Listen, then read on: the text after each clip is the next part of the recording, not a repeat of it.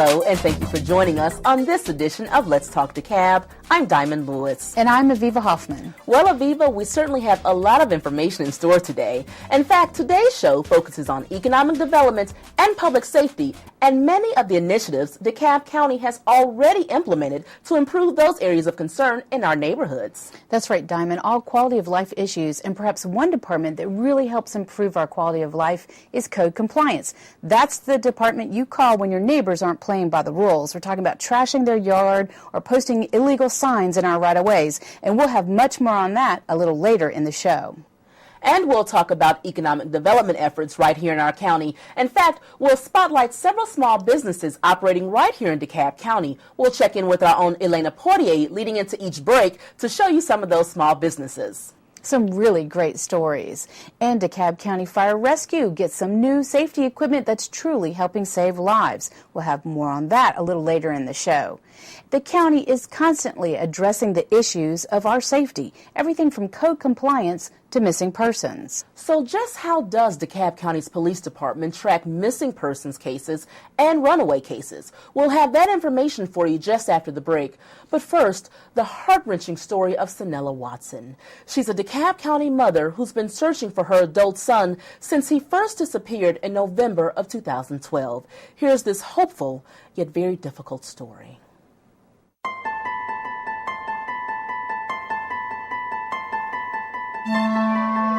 It's a love story about the unwavering support and hope this Stone Mountain mother has for her son.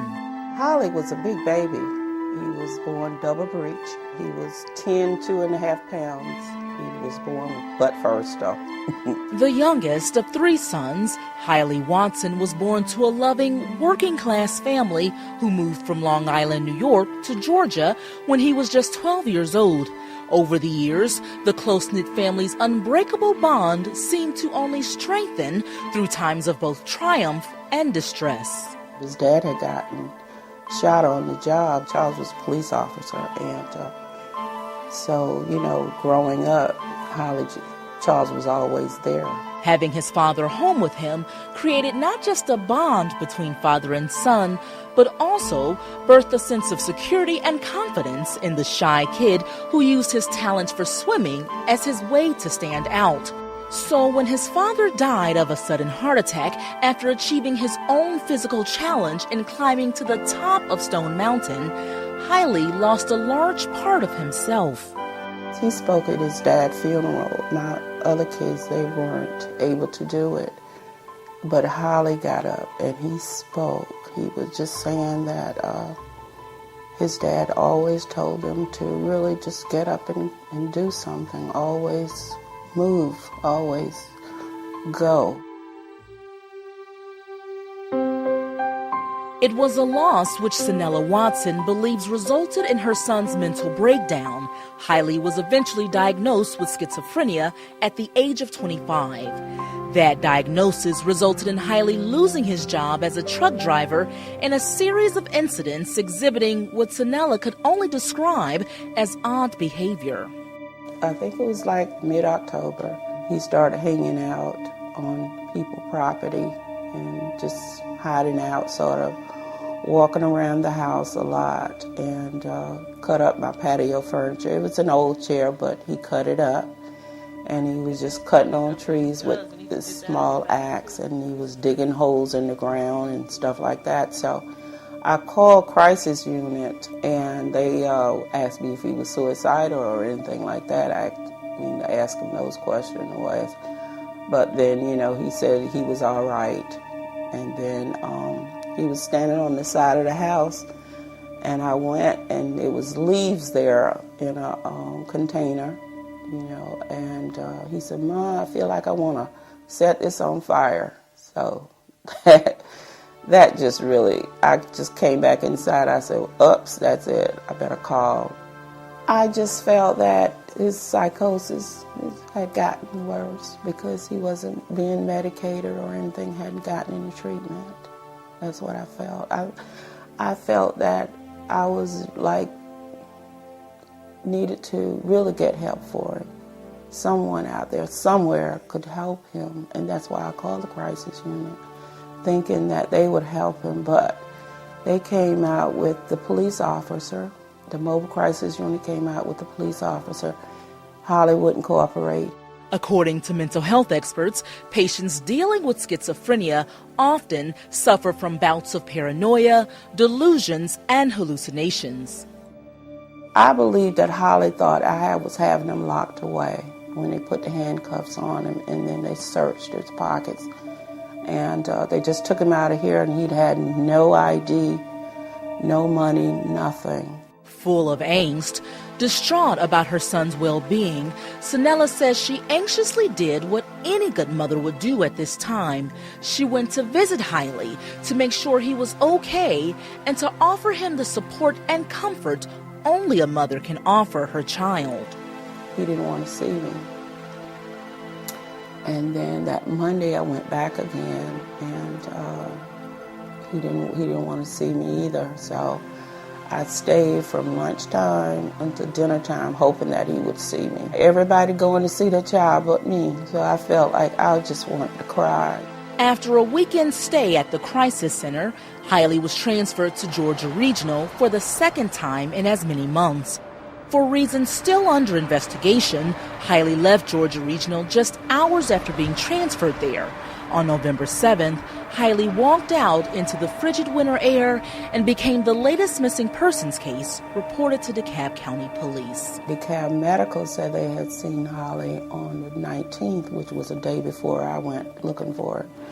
And they said he was there barefoot and inside of the main hospital. The admission personnel, she said, yeah, when I showed this picture, she said, oh my gosh. She said, I saw him yesterday. They sent Holly away. She said he had on no shoes. The former swimming champion was missing for nearly 4 months. For Sanella, it was a total of 15 weeks and 3 days full of sleepless nights and helpless thoughts. That's more than 432 hours of this mother's hope for her son now turned into personal torment, rife with fear of the unknown and endless pleas for anyone to help in her search to find her beloved baby boy.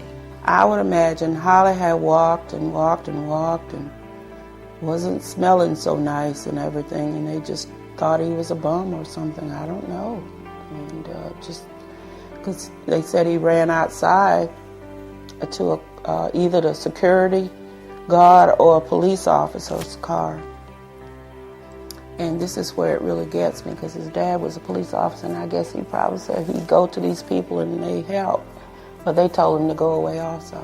Since Haile's disappearance, Sanella and her other 2 sons have taken to the streets with flyers begging anyone who will listen for help.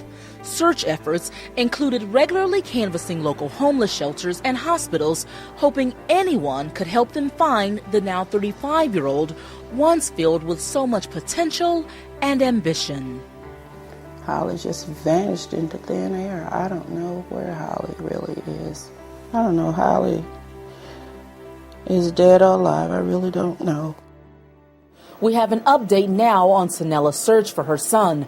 Haile was found alive in downtown Atlanta after our initial taping for this story. He has been living on the streets in and out of local homeless shelters. As when she first had him admitted in response to his psychosis, Haile refused to speak to his mom, telling one of her other sons that he's angry with her for turning him in. Because he is an adult, officers were unable to force Haile against his will to accompany his mother and 2 brothers to a mental institution. So, after 4 months of searching for Haile, Sanella Watson was forced to walk away from her son, leaving him on the very streets she fears can one day lead to his demise. All is not lost for this family, however. We've been able to partner Sanella with the Georgia Department of Behavioral Health and Developmental Disabilities. They have dispatched a team of professionals to help get Haile the help that he needs, but they have to find him first in order to do so. Please help us help this family in searching for their son.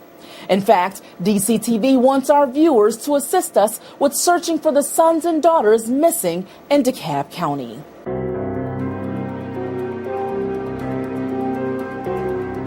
We will regularly feature the faces of DeKalb County's own missing right here on DCTV, Channel 23. If you think you have any information leading to where Hailey Watson or any of the other sons and daughters featured may be, we ask that you contact the authorities immediately. We also ask that you remember the words of Snella Watson when you look at the sons and daughters featured here on DCTV. As she says about her own son and her pleas for help, he belongs to someone. I'm Diamond Lewis, and we'll be right back with our interview of one of DeKalb County's finest. He'll share with us the facts of DeKalb County's missing. Stay tuned. You don't want to miss it. Time now for a DCTV Small Business Spotlight.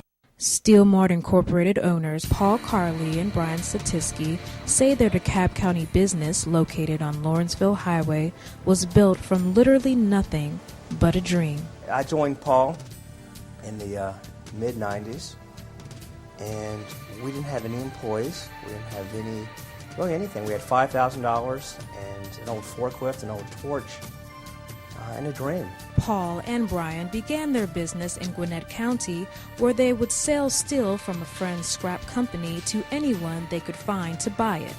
For over a decade, they sacrificed and put every dollar made into their business in an effort to realize their entrepreneurial dreams. When I first showed my wife now, at the time my girlfriend, the old scrapyard location, she didn't see anything, but she looked at me and she believed in me, and she believed in the look in my eyes and the vision and the dream I had.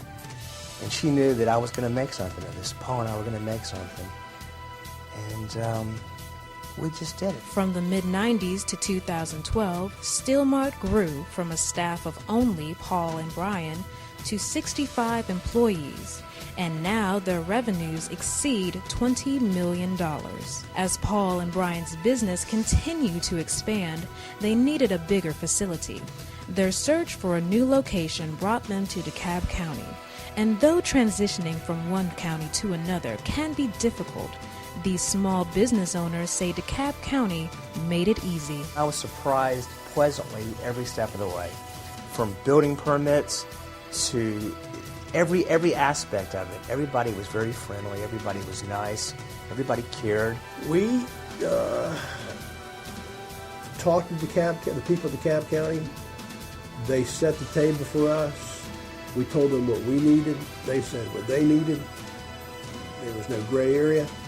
And we did what we were asked to do, and they did what they were asked to do, and we came in and got our business rolling, and it was a good transition. Currently located on one of the busiest roads in DeKalb County, Steel Mart's future includes even more success. As for Paul and Brian, their story is a testament to the backbone of our local economy, the story of the small business. In fact, the progress of Steel Mart reminds us that oftentimes the only tool needed to become as successful as Brian and Paul is to simply have a dream.